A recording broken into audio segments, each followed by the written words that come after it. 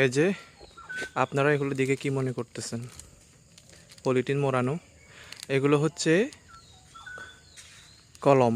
এগুলো হচ্ছে কলম করানো এক গাছের ডালের সাথে আরেক গাছের ডাল। এটা হচ্ছে মানে এখানে আমাদের তো বিভিন্ন ধরনের মানে জবা ফুল আছে। আমরা কি করি, জবা ফুলের ডালগুলো এভাবে কেটে আমরা এভাবে কলম করি। এই যে, তো এভাবে করলে মানে গাছগুলো কিন্তু মানে জোড়া লাগে আর কি। তারপরে একটা গাছের মধ্যে এই যে বিভিন্ন ধরনের মানে ফুল হয়, সাদা, লাল, হলুদ, আপনি যাই মানে এখানে জোড়া লাগাবেন, জোড়া লাগাতে চান জাস্ট এভাবে করে দিলে জোড়া লেগে যাবে।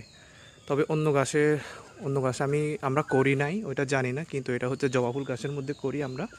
সেজন্য এই যে দেখেন, আপনাদেরকে দেখাই, আমরা এই গাছেও করছি। এটা হচ্ছে হলুদ, এই যে একটা গাছের মধ্যে, এই যে এটা দেখেন,